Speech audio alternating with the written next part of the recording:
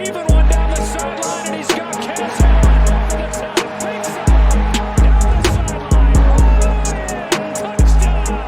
His signature move and his signature performance. Allen, big ball one more time. 58 yards this time. You're listening to the Bruin Bible. This is your host, Will Decker, bringing you UCLA football content all throughout the year for LA Football Network.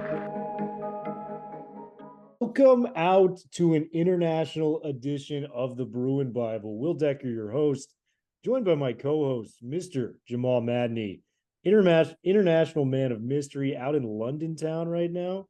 I've never seen him and Austin Powers in the same room, so it could very well be Mr. Powers I'm speaking to. Madman, talk to the people. How are we doing today? Big news out of camp. Doing well, Rye. Excited to be with you here at early morning in London. A little bit of summer vacation going on here, and excited to be talking some Bruins football. Never a dull moment in our world, Will. I walk into every pub in London and I ask them to flip on a football game and the English Premier League breaks out. So there's still some lost in translation here, but fortunately I have some days before we kick off against Coastal Carolina, and we now have a quarterback. So excited to jump into it with you, brother. Dude, excited it is. And Chip really lined it out today. Ethan Garbers is going to be QB1 for the first game of the season against Coastal Carolina this Saturday. Also said Dante Moore and Collin Schlee are going to get times. The points that he referenced when it came down to why Ethan Garbers got the start was his experience and what he was able to do throughout fall and spring camp. He was very consistent with driving the ball there. I know we've had our thoughts. I was kind of more Garbers. You were more to start. And not to say Moore can't win back this job. I think this is more, in my opinion, a position of just how good Coastal Carolina is, and he wants to throw out a veteran starter, for that game. Talk to me about your opinion on the decision of Garbers going as QB1 and what this means for Moore and Schlee. Thriller, I think it's a really strong move here. I know over the course of the last several months, you were leaning a little bit more Garbers. I was leaning a little bit more. I think both of us agreed, though, that either guy would be a very viable QB1 from day one. I think ultimately, though, where Chip made this decision, I think came down to 3 points. Number one, I think it comes down to, as you mentioned, Will, just the experience factor with Garbers and just the seamlessness and the continuity that he felt with the offense. And we saw that in spring ball. We saw in the scripted environments Garbers being significantly better than all of the other quarterback options. It was in the unscripted environments where we saw the likes of a Dante Moore really show off his athleticism and his poise. And so the question became, how close can that gap close in terms of knowledge? Apparently not quite enough where Garbers is able to hold off.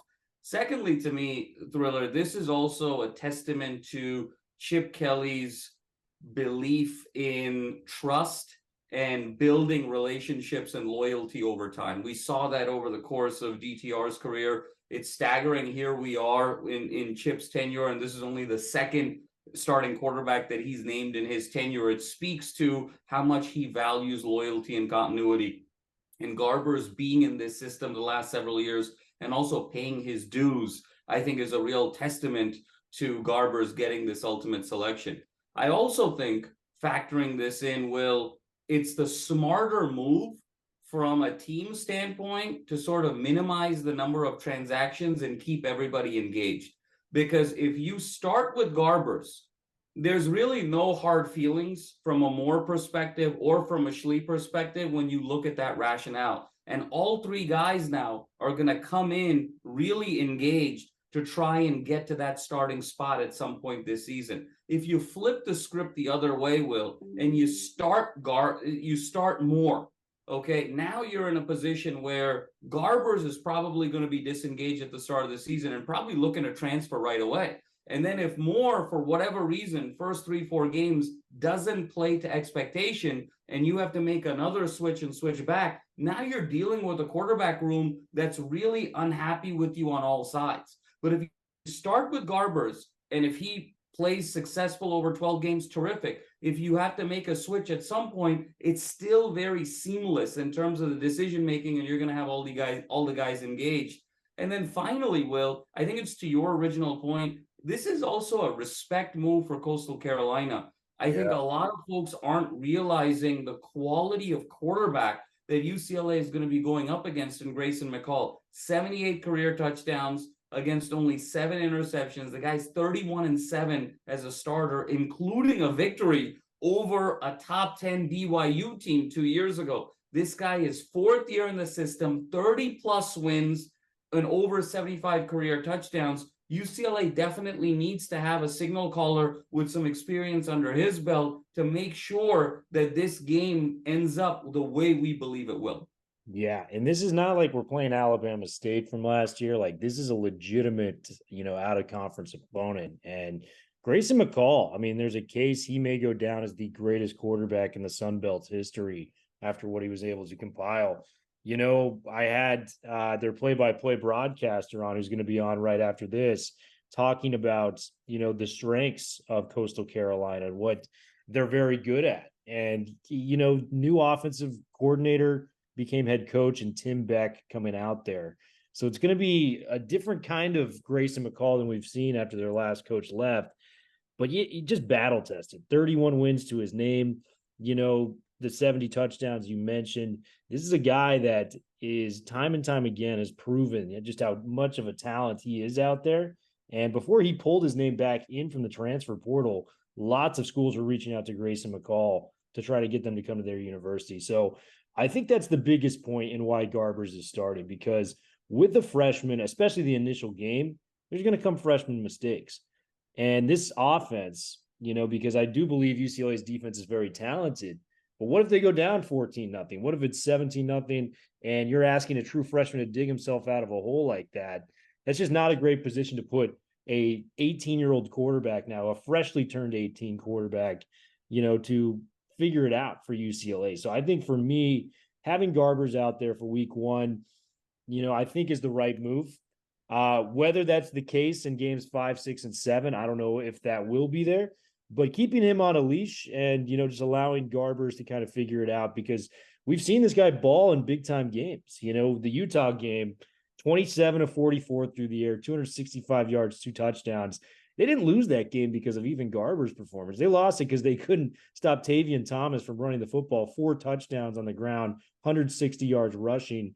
The Oregon drive, even he did throw the interception at the end of the game, but made some very nice plays on 4th down and long to kind of keep UCLA alive at the end of that game. And then we all know about the Sun Bowl this past year, led the drive that put UCLA up. Unfortunately, the defense couldn't match that energy on the other side. So Garbers has been in some big games and big moments. I think this is the right call for this type of environment. I'm excited to see Garbers come out. And for the record, I'm excited to see Dante more too. What do you think this means for Well, Schlee? it's interesting. Before we go to that, I think what's interesting about everything that you said, there was one in particular where obviously we know about Garbers' resume. We've talked about it at a bunch over the last couple of years in terms of him being in the system. It's interesting, if we opened against North Carolina Central, what would the decision be? With a team that was significantly weaker than UCLA, and to sort of our point about the value that Grayson McCall brings to the table at Coastal Carolina, if it was NC Central, then San Diego State, and then Coastal on the back end, it would be sort of a fascinating thought exercise to see if Chip would make the same decision or feel like he's got a little bit more rope to go with the other guys. I still believe that given the way Chip described his rationale, that he would ultimately start with Garbers, but it's an interesting conversation. I think he leans a lot more Garbers because of Coastal as opposed to whether it was NC Central. Yeah, and I think this is very much like a Wally Pipp, Lou Gehrig situation, because Moore has the talent. If Garbers, for some reason, and I hope he's healthy, I hope everything goes this guy's way. Whoever is playing quarterback for UCLA, we hope goes their way. But if he has to go out for like a series or two or something like that, or something goes wrong and Moore comes in and lights it up, it could be that situation where you never get your job back after that. So it's a tough situation for whoever's starting right now, just given how deep this quarterback room is Let's talk about Collin Schlee. I was kind of shocked that he was listed with some time, out of all the quarterbacks. I thought it would be just Garbers is going to be QB1, Moore will get some time. The fact that Schlee gets some time is very interesting. I think he's the most athletic of the quarterbacks. He's got the strongest arm. And, I was talking to Chris Osgood, the, Bruins reporter online. He does a really good job of all the schematics and everything going on. And we talked about how he would be probably using like a Taysom Hill package where it's red zone. He'd be doing some option stuff, kind of keeping the defense on edge, mixing it up. This is a guy that Chip really, he had Dorian for that, but I think just throwing these different packages, Chip's a wizard when it comes to the play calling, especially with a running quarterback. This could be very, very dangerous for Collin Schlee and and the rest of the people out there trying to tackle him down. What do you think about the Collin Schlee pick to not only get time, but the packages we may use him as? Well, the Schlee one is fascinating. And, Chris Osgood, great guy as part of the Bruin ecosystem here. I got to disagree on that take because the reason you have a Taysom Hill type of package is when you're trying to change something up with your existing quarterback system and you also have a very limited skill set. When you look at Collin Schlee, you said it, Will, and you and I have sort of seen it up close and personal. He's got the strongest arm of the three. You don't need to bring him into these sort of gadget red zone short yardage situations necessarily because of his ability to run. He's the strongest thrower out of the group. So I think that Schlee, the fact that Chip is mentioning Schlee, sure, I think we'll see all three guys in different situations. But I think in Chip's mind, all three guys are sort of vying to be truly QB1. And there really isn't this sort of Tebow-esque 2006 with Chris Leak or a Taysom Hill-esque type of package with BYU here. What's interesting to me is I think both you and I thought Schlee was actually fourth out of the four in terms of the competition. That's why I'm confused. And the fact that he's three kind of tells me right now that I think Chip believes that he can coach Schlee to what he needs him to be, that the things that Schlee has are not coachable. The great arm strength, the superior athleticism, the long strides. I think Chip believes those are the things that I can't really coach at this stage or mold at this stage. That's sort of God-given. What I can do is take what your existing tool set is and shape it to be in a pro-style offense. And so to me, I think this is Chip sort of acknowledging this guy's actually got the best tools in the toolbox. He's the most raw. We saw him at spring. He was sort of throwing the ball all over the yard. He really needs to learn how to put touch on his ball, but the ball's flying out. And the other thing that Schlee has is he's got the longest strides of the three, and he's probably at this stage, even given where Dante Moore is age-wise, probably the most credible runner out of the three when you're talking about option, zone read type of concepts there. So thought it was very interesting that Schlee sort of jumped Justin Martin in my mind, in my mental model of those three guys being QBs 1, 2, and 3 respectively. Yeah, and that's, the running point is, where I'm thinking, where they could potentially use him in some packages and whatnot. I just thought it was weird that he listed three quarterbacks as once. It was classic Chip answer. Yeah. I don't know if it's the best thing for the team. I thought Justin Martin was a better quarterback, in spring ball. And I think that leads me to our next question. What happens to Justin Martin? Because, you look at the depth chart and who's ahead of him now. Schlee's got 2 more years on the depth chart. Ethan Garbers has got 2 more years, and Dante's got 4 years ahead of him. It's a tough road to try to climb that back up. And I think we all can agree. I think this will be Dante's team eventually. So where do you go from here if you're Justin Martin? And just one more point on Schlee before I turn it over to you. I think Schlee is getting the benefit of the doubt because he has double-digit starts to his name, something that no other quarterback in that room can provide. But let's go with our guy, Justin Martin. What do you think about that? Well, I think it's interesting with Justin Martin. I agree with you. I think that he looked like the third best quarterback in spring and leading into fall. And at times he even looked sort of top 2 on any one given play. Will, you and I both recalled, we said, look, on any one given play, Justin Martin could even be the best quarterback option there is, given the type of play, given the type of design and where he is. The big element with Martin was consistency. and he didn't quite have the consistency that Garbers or Moore did.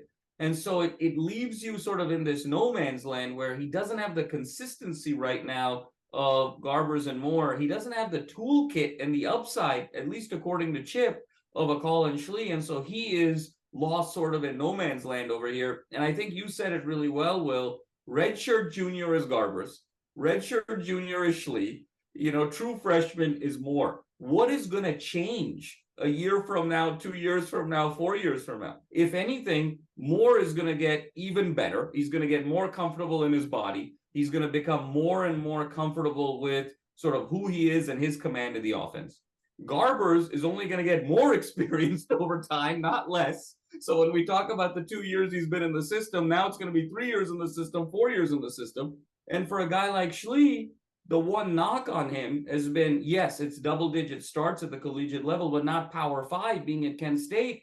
In time, the Power 5 game is going to slow down for him. It's not going to speed up for him. It's only going to slow down for him. So when you look at the three guys ahead of Martin right now, all three of those guys are not stagnant. They're going to be growing as well. So you have to grow at a rate that's even greater than all three of those guys to sort of make it in over the next 2 years. Unfortunately, I think Justin Martin now is in a situation where he has to seriously consider his transfer options and has to do that within the first 4 weeks of the season.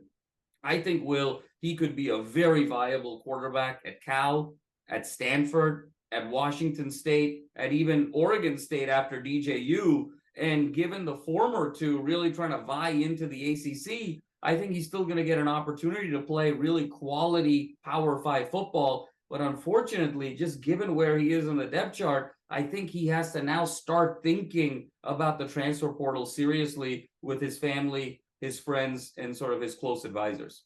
Yeah, it's tough because I root for Justin Martin, man. And I definitely had him above Schlee from what we were able to see. So I was kind of expecting him to be the third name if anything kind of came about it. So it's going to be interesting, man. If game 5, game 6, I want to give you a prediction here. Is Garber still the starting quarterback for UCLA?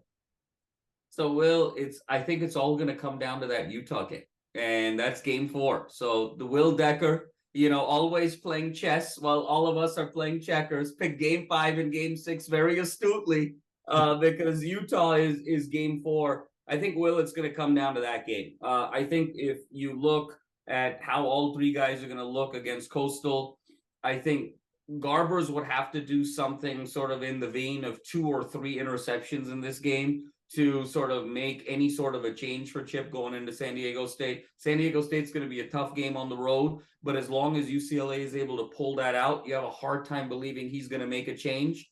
And then again, NC Central, the gap in the competition is going to be so wide there that you can't sort of make a credible decision of any sort of a change off of that one game alone. So to me, I think Garbers, barring a multi-interception, 2-3 interception game here, either this opening week or against San Diego State, is going to be the starter going into Utah. And then that game becomes the inflection point. Depending on how Garbers plays there, I think then he stays the starter if he plays well up to that Oregon State game. And then there's sort of another decision all the way then up to the USC game. If he doesn't play well, then I think the game immediately after the Utah game is where you could see a change. I think just given Garbers' disposition, his experience, I think we will see Garbers remain the quarterback past the Utah game and then moving forward into the second half of the season would be my prediction right now. I don't think Garbers is going to be in a position where, given just his experience in the offense,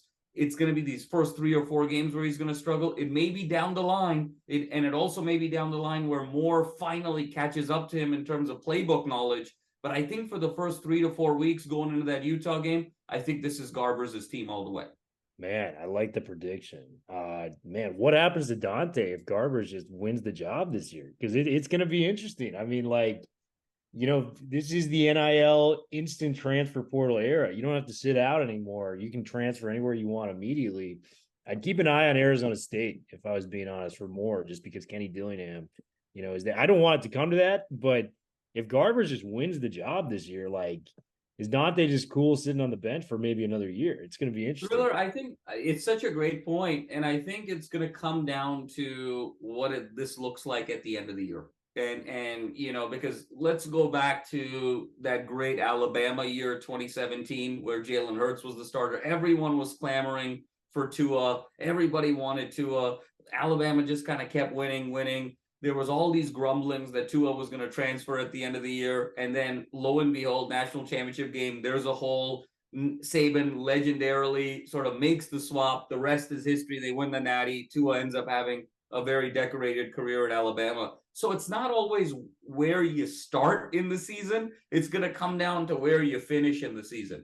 And to me, ultimately, the 3 checkpoints are Utah, Oregon State, USC. Who's going to start for those 3 games? And I think Garbers, given that he's the starter now, is going to ultimately start in that Utah game. And then from there, the question is going to be who's going to start in that Oregon State game, and then who's ultimately going to start in that USC game, and then beyond, if there's a Pac-12 championship game and a bowl game.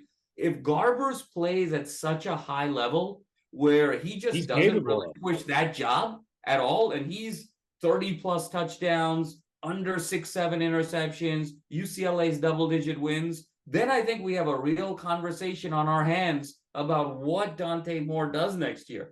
But if there is a dip, if there is a blip at some point this season and Dante jumps in there, then I think, all is well. The other element here too, Will, is, given the fact that he's such a young, true freshman, ultimately, if he believes in that chip relationship and says, hey, maybe I just wasn't ready this year. I came into a situation with a guy 2.5 years already in this system. It's going to make me better. It's going to make me stronger. I'm going to come back and vie for the job next year and hopefully get it. If I don't get it, then it becomes a real conversation. So a lot of real interesting nuance here. But I still see the report card for UCLA, Will, if you will, as the 3 key starts. The Utah start, the Oregon State start, the USC start. And it falls very nicely first third of the year, midpoint of the year, end of the year. And I think those are going to be 3 really good checkpoints where this quarterback conversation is going to keep coming up and really be dialed up over those 3 games. Yeah. And last question to close it out. Percentage chance Schlee wins the starting job. Just leapfrogs Moore, leapfrogs our guy Garbers. He's QB1. 2.64%. Wow. And just to have a little bit of fun with it, Will, you never can say never. And the fact of the matter is that Chip even mentioning him is sort of a surprise to most, but this is a 1% to 3% chance that Schlee ultimately wins this job. You don't have a guy stay in the program for 3+ years, be a redshirt junior, and then have another guy be as decorated as Dante Moore is, and then ultimately the guy from Kent State with 12 career starts beats them both out. I mean, that even takes sort of the Ted Lasso narrative to the extreme, Thriller. So I'm gonna put it as 1 to 3%, because in the famous words of Jim Carrey and Dumb and Dumber, you're telling me there's a chance, but because you can never say never, but this is a 2-horse race still in my mind. It'd be like an M. Night Shyamalan ending. Colin Schlee get the starting job. Well, Madman, enjoy London, bro. We will be talking more after Saturday's game. Stay tuned. We're going to have an interview coming up with Coastal Carolina's very own play-by-play broadcaster. Stay tuned. We'll be back in a moment. Bruin Bible listeners, we've got a special sponsor for today's episode. It is AG1. AG1 has been something that I've really enjoyed using in my spare time. 75 high-quality vitamins, minerals, and whole-source food nutrients in one scoop that you can use into your water. You stir it up. I use it before my workouts, before I start my day, and it has totally given me the energy I need to do the little things in life, like going to work, getting extra, an extra boost, a second wind, if you will, for a workout. Before I play pickleball with my friends, it puts you in a good spirit of mind, and you're doing the healthiest possible thing by putting AG1 in your body. Make sure to check us out and get a special deal with the Bruin Bible. It's www.drinkag1.com/Bruin Bible to get the special deal that we provide. Once again, www.drinkag1.com/Bruin Bible to get that special deal. Now, back to the Bruin Bible. What is up, Bruin Bible listeners? It is Will Decker, your host. It's game week, officially. This is going to be UCLA Coastal Carolina preview. And I went through the different sources of people we could have on, and Joe Cashion was the guy for us in every facet. Joe Cashion works for Coastal Carolina. He's a play-by-play broadcaster like myself. So I thought he'd be a perfect guy to have on and give all the tidbits away of Coastal Carolina and what they're going to be bringing to the Rose Bowl when taking on the UCLA Bruins. Joe, first and foremost, how are you doing on this fine day? And you're in Conway, South Carolina, is that correct? Actually, I live a couple of hours away, so I do a commute when I do the ball games. Oh, so wow. I'm more closer to the middle of South Carolina than I am Conway. But I've been doing this 21 years now. This will be year 21, working with a radio broadcast. So I kind of drive back and forth, get a lot of frequent driver miles, as it were. But it's been a labor of love, been a lot of fun, and we are certainly looking forward to making our longest road trip in 2 decades of football here in about a week or so. Well, man, we are so excited to have you guys out at the Rose Bowl. And just looking at the roster and doing my research, you guys have a very formidable team, that's coming over here. The Chanticleers are going to be a team that is very difficult to keep off the field on offense and everything that they provide there. They've got a coaching change coming in there, a lot of great, receivers coming back, defensive players. And, Joe, I want to start with the coaching change. It really seems like Jamie Chadwell really built this program back up to something that was very respectable and had you guys flirting with 11, 12 wins each and every year up until last year where McCall got hurt. There was rumors of him leaving. He eventually does leave. How big of a loss is Chadwell? Because looking at what he was able to kind of build at Coastal Carolina, this guy was as successful as anyone, maybe in program history, for that short stint at Coastal Carolina. We're not going to probably know what exactly that loss is until we get more, obviously, somewhat into the Tim Beck era, who was hired a day after Jamie Chadwell was announced at Liberty. Jamie did a great job here. I mean, and you'll hear all these coaches, all of our new coaches talk about the culture that he was able to instill and inculcate in Conway when he came in 2017 as the offensive coordinator and assistant head coach. And he was actually the interim that year in 2017. He was kind of, the one who guided us as the head coach, into the FBS era. We were an FCS school up until 2016. Our first year at the FBS level was 2017, and he was the interim that year. Joe Moglia, who had been our coach and really kind of helped transition us from FCS to FBS, stepped down after 2018. Jamie took over in 2019, and we had that first year in 2019 when we were really, really close, but not quite there. 4 losses by a total of 24 points in a 5-7 season. Boy, you talk about a game here, a play here, a snap there, a penalty there, a turnover there. We're a bowl team that year, but it just wasn't meant to be. And then all of a sudden in 2020, in the COVID year, when, some teams decided not to play, some conferences held off for a while, some didn't play at all. Coastal and the Sun Belt, we played, had an 11-win year, won 11 games of the regular season, had that big win over BYU, probably the benchmark win of our history so far. Huge game to win that game, go 11-1 that year. And then we back it up with another 11-win season in 2021. So, we had those 2 great years. And then, like you say, last year, we were off to a 9-1 start. We were rolling, had everything going. Grayson went down. Obviously, you mentioned him. He went down after the App State game. He, somehow was able to get through that game on a bad leg, bad ankle, willed us to victory that night, played the next game without him. We won that game. And then we had the awful situation at the University of Virginia where we were supposed to go play. And then you had the horrible murder of those 3 football players. And that was just, just terrible, terrible tragedy. And of course, they did the right thing. They didn't play anymore that year. We come back for our last 2 games, the Troy game, the James Madison game. We still don't have Grayson. And by then, it was kind of getting around that Jamie was looking to leave town. I mean, I'll just be honest with you. That's what was going on. And he was looking to get out of there.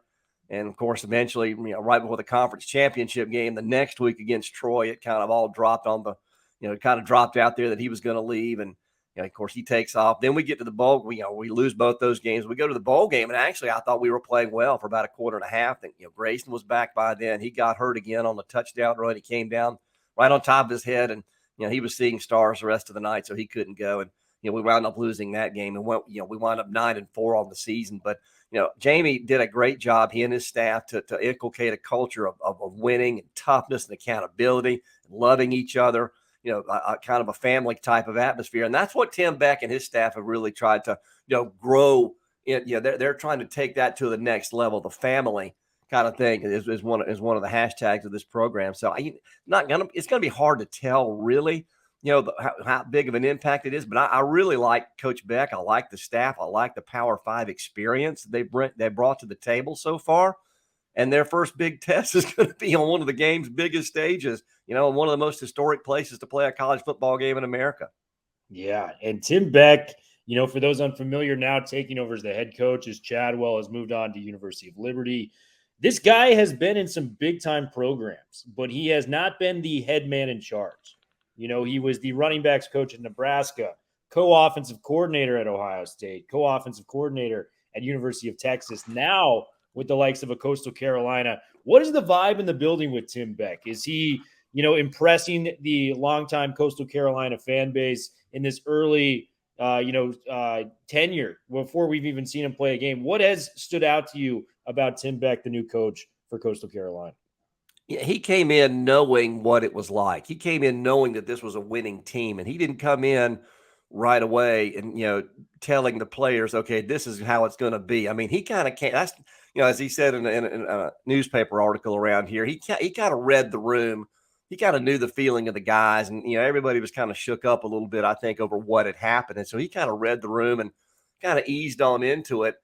And I think he won. I know that he's won that locker room in terms of the players, in terms of what the vibe is in there. And I think the first big testament of that was him keeping Grayson McCall in town. Grayson McCall had every reason to leave. And he entered the portal, sure enough, not long after Coach Chadwell left, and not long, after the bowl game and whatnot. I mean, he was in the portal, and it was like, actually before the bowl game, he was in there. It was kind of like, this is going to be, the last stand for him. But he was able to come in and kind of ease his way into it. And then he starts his recruiting pitch. He starts his sell as to what his vision of the program could be. And that was the first big sign that, hey, Coach Beck's kind of got these guys, I think he's got their attention. I think he's got their ear a little bit. They're paying attention to what he's saying. They're paying attention to kind of where this program is and where it could go with him and this staff coming on board for the 2023 season and beyond. So I think there are a lot of people, not only inside that locker room, but outside, excited about him. I mean, we've had him on our podcast, The Strut, we've had him on, not long after he took the job, and he was very impressive. And I've talked to him numerous times since he's taken the job, and I'm really excited to see kind of what his vision, kind of what his, philosophy, how all that's going to play out, when we start this thing. Yeah, and Tim Beck, with the world at his fingertips at Coastal Carolina, it helps when you bring back a quarterback like Grayson McCall. And this guy is something special to UCLA fans that may not know about him. This guy has won 30-plus games in his career as a starter. I think he has, 78 touchdowns to 8 interceptions career-wise, as a 70% passer. This guy can absolutely spin the rock, and he's going to be, a top 4 to 5 round NFL draft pick next year. Could be even higher if he continues to build upon his stock. And, looking at some of these schools that wanted him to come from Coastal Carolina, ended up staying. Talk to me about what makes this guy special, because I've seen the highlights, I've seen the things, but you behind the scenes, I want to know what makes Grayson McCall an absolute baller on the football field, Joe. He's so tough, Will. I mean, he's just tough, and he's a competitor, and he wants to win. He's going to do whatever it takes to win. I mean, he gets knocked down, he gets back up. I mean, an example on the field is one I mentioned a few minutes ago, the App State game last year. And he gets rolled up, early in the third quarter, goes limping off the field, and we're kind of looking at each other like, man, I didn't look good at all. But he's able to come back out and will his way through the second half of that game. And we needed that because that game got tight. I mean, we had a nice lead in that thing. App State closed the gap, and, Grayson makes a couple of plays down the stretch, and he's able to will us to victory. Just that toughness, that competitiveness, that leadership, that he has shown ever since he started his first game in 2020 out at Kansas. I mean, it's just been amazing to watch. You mentioned 78 touchdowns against 8 interceptions. I mean, what a phenomenal ratio. I mean, who does that? I mean, you don't even do that in Madden, for Pete's sake. I mean, the guy's thrown for over 8,000 yards in 3 years. I mean, it's just crazy. I mean, he protects the ball, and it will be interesting to see. Now, this is where, the things change from what Jamie Chadwell did to what Tim Beck wants to do with this offense. How are things going to work? I mean, if anybody's familiar with what we've run offensively the last, 5-6 years, the spread option kind of stuff, a lot of triple option concepts, you're not going to see a lot of that with Travis Trickett as our OC and Tim Beck as our head coach. We're going to do a lot of different kind of things coming up. So it will be interesting to see how he's able to, kind of mesh into what is going to be more of a run style, pro style offense. But I think he'll be just fine in it. And, I'm so glad to have him for a 4th season. If you have a difference maker taking snaps, you got a chance. And I think we have a chance. More than a chance. I mean, when you guys are winning double-digit games at the Division I level, you're doing something right. And it starts at the top with the quarterback and Grayson McCall. I think the casual fans, the people that know of Coastal Carolina, they may have heard of Grayson McCall. They may have, heard his name in the lore of college football going on right now. Give us some players that we need to keep an eye out on offense outside of McCall. I know Sam Pinckney, 71 catches last year, was a huge part of the offense. Jared Brown, Tyson Mobley, some other guys. And then you got the running back room, CJ Beasley, Reese White coming back for you guys as well. Talk to me about it. Who are some guys that you think will have a chance to have a big game when it comes to playing UCLA? Well, you just mentioned a number of them, and I'll start with Jared Brown. I mean, this guy has just been a phenomenal football player for us. I mean, he caught 49 passes last year for almost 800 yards. I mean, that is that is a phenomenal per catch average right there. 6 touchdowns led the team, and all of them were 30-plus yarders. I mean, the guy's got speed to burn. This is a guy that we want in space with the football in his hands, to see if he can make some plays. And we've seen him be able to make a lot of plays, especially last year, when he really kind of burst onto the scene. Sam Pinckney was a great find for us. He came to Conway from Georgia State after a great career there, and he had a big season for us last year, led us in receiving with 71 catches and almost 1,000 yards. And so if we need a big catch in the clutch, guy with hands, go out there and grab that football and say, that football's mine, Sam Pinckney's going to be that guy. You mentioned Reese White, kind of a little bit banged up last year, but fully healthy this season. That running back room for us, I think we're going to run 3 or 4 different guys out there. Braden Bennett is a guy that has speed to burn. We want to get the ball in his hands. He's a big play kind of guy. He was hurt much of last season. He got hurt in preseason, and we didn't see him until November. So we really didn't see Braden Bennett. You want to see him play, go back and watch 2021 in that bowl game that we played in. I mean, that youngster can run with a football. And CJ Beasley, who had the Myrtle Hurdle against Georgia Southern last year. I mean, he kind of came out of nowhere when we started taking some hits at the running back spot. He had to be the guy. He had to tote that pill and be the workhorse back there. So I think you're going to see a good dose of CJ Beasley out there as well. So those are the playmakers, I would say. Tyson Mobley's another one that you mentioned too. I mean, he's kind of a guy that flies under the radar, but I expect him to have a big year at that wideout position as well. Yeah, especially with McCall, dishing him the rock out there. Let's talk about the trenches a little bit. Offensive line, Willie Lampkin, kind of the big name offensive lineman, actually transferred to North Carolina last year. Talk to me about how the offensive line is holding up, because you could have the best quarterback back there, a record breaker, arguably the best quarterback we've ever seen in the Sun Belt in Grayson McCall. But if he doesn't get enough time, it's really going to affect this football team. How's the O-line going at Coastal Carolina heading to 2023? I think we're going to be a more physical line. I think that with the kind of things that we want to do offensively, I think we're going to be more physical, and I think it's going to start with Will McDonald up front. I mean, he graded out at 85% last year in 8 of the 13 games. I mean, so this kid's a senior. He played high school ball with Grayson McCall, so that they know each other, each other very well. So, I mean, he's kind of the ringleader up there. He's a tough guy. He's not afraid to mix it up with somebody. So you like a Will McDonald up there. Donnell Wilson, tackle for us. He had 20 knockdown blocks last year, graded at 80% in 3 of the ball games last season. So he's another guy. And then some of these other positions after that are going to be kind of up for grabs. I mean, you mentioned that Willie Lampkin transferred, and so that center position is going to be little bit up for grabs. And then we have a Zovan Lindsay and a Willie Moyes, these kind of guys. I mean, they may fit in there somewhere. They played a lot last year. Dylan Luther's another kid who could start for us this season at guard. So, I mean, we're going to be deep, and I think we're going to be a little tougher, a little stronger up front with this kind of offense that we're running. So we'll just have to see. Yeah, and that kind of pivots me to the defensive side of the football now, Joe, where, you guys had your struggles last year. 102 in total defense. UCLA had their struggles as well. I think you guys were in the 100 teens when it came to pass yards allowed per game. The secondary really seemed like an issue. Losing some beef on, the defensive line when it comes down to as Clark and Stewart are no longer on campus. But JT Killen, talk to me about this linebacker, because he seems like a bright spot for this defense moving in the right direction. Oh, I love JT. He's a good kid. Loves to fish too. Now he doesn't live too far from where I do here in South Carolina. He's a good kid. He started 13 games for us last year. Led us with 96 tackles, 6.5 tackles for loss. In his career, he has 130 tackles. So I think he's going to be the guy that the ringleader on defense. He'll get these guys where they need to be lined up, and he'll be the guy that leads a defense that, as you just mentioned, really needs to get better. I think on that side of the ball, just talking to some of our defensive coaches and kind of watching, having seen a practice or two here in the preseason, we've got some bigger bodies over here. We've got some bigger. One of the biggest things that we made a point of doing, I think, in the off season, if there is such a thing, in the transfer portal season, when guys move and go, they're all over the place, right? And one of the biggest things that we wanted to do was go find some bodies, which I think we did. Bigger and stronger bodies, and I think we did that. And JT is going to be one of those guys that's going to lead some of these newer guys on that side of the ball. We have to get better. I mean, we just were not very good at the end of the year, and I think some of that, again, we had some guys go down.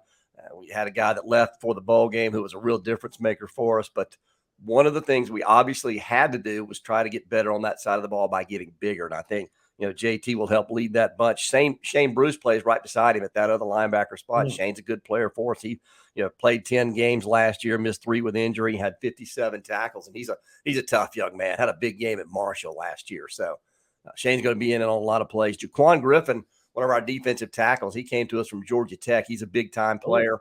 He's gonna mix it up inside. He's gonna tie up some blockers in there for us. Put some pressure on the quarterback. So he's going to be a guy to watch. Had 23 tackles and 8 tackles for loss last year. So he's one to watch. Kennedy Roberts, another one, a super senior, had 26 tackles last season. So we've got some guys that that we know about. We have some known quantities, but again, we have 53 new faces on this roster. So there are a lot of kids I know, and then there are a lot that I haven't seen play yet. So it'll be interesting to see. But as you mentioned, and I'll be in 100% agreement with you, defense has to get better for Coastal.